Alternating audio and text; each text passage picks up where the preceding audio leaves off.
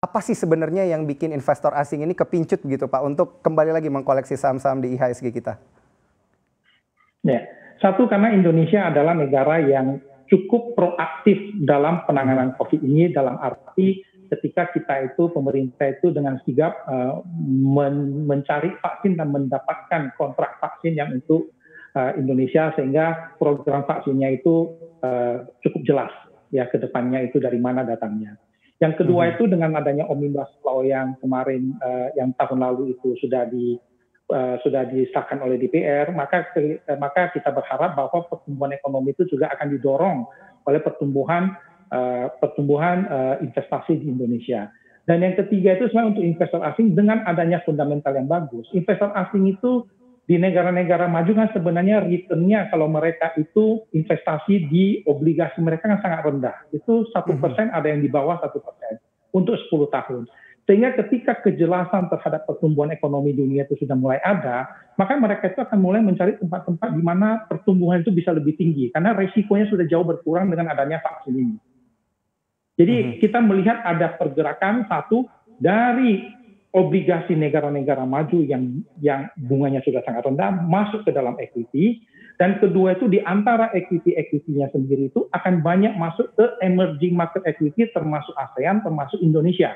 Disinilah Indonesia itu akan mendapatkan limpahan dari investasi-investasi asing yang mencari negara-negara di mana secara fundamentalnya bagus dan secara resiko itu sudah jauh berkurang, dan pertumbuhan ekonominya itu akan kembali tumbuh dengan baik di tahun 2021 dan 2022.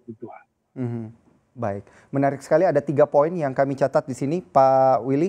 Yang pertama adalah proaktif, dan yang kedua adalah Omnibus Law, dan yang ketiga adalah return investasi yang menarik begitu ya di Indonesia. Tapi selanjutnya saya ingin melihat pertanyaan-pertanyaan yang sudah masuk ini dari sosial media CNBC Indonesia via Instagram. Ada beberapa pertanyaan menarik ini Pak Willy. Yang pertama dari Dwi Ninta WDYST. Ini pertanyaannya adalah, semakin banyak nih investor lokal main saham, apa ya alasannya? Nah, menarik ya. Dan yang kedua adalah Afik HS. Kalau mau ikuti rally saham sekarang, baiknya untuk investasi jangka panjang atau jangka pendek ya?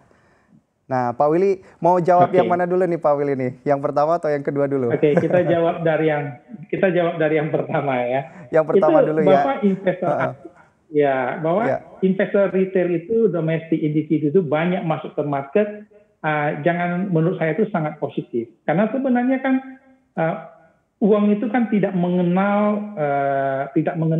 batas negara, tidak mengenal cuma return ya, karena kita bicara investasi.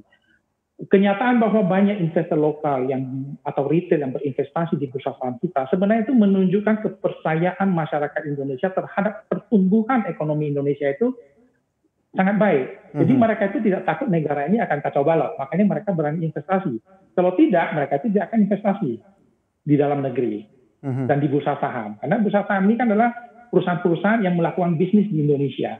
Jadi ini adalah satu hal yang menurut saya itu sangat positif, dan saya melihat bahwa ini juga didorong karena suku bunga di bank itu kan juga sudah mulai turun dengan adanya inflasi yang mulai lebih rendah. Jadi mereka sendiri juga mencari return yang lebih bagus, dan adanya itu di pertumbuhan perekonomian kita yang akan terefleksi dengan pertumbuhan profit dari perusahaan-perusahaan yang terdaftar di bursa. Itu satu ya.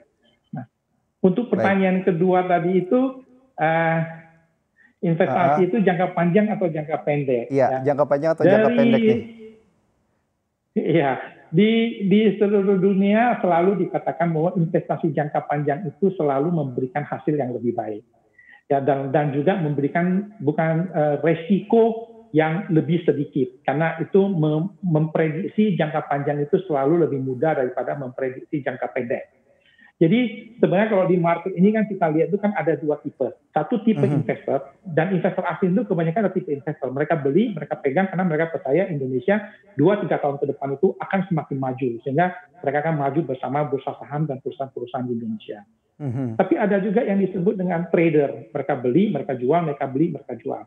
Yang saya perlu ingatkan di sini adalah trader itu bisa saja mendapatkan return yang jauh lebih tinggi, tapi kalau itu selalu benar, dan kalau mereka itu benar-benar expert.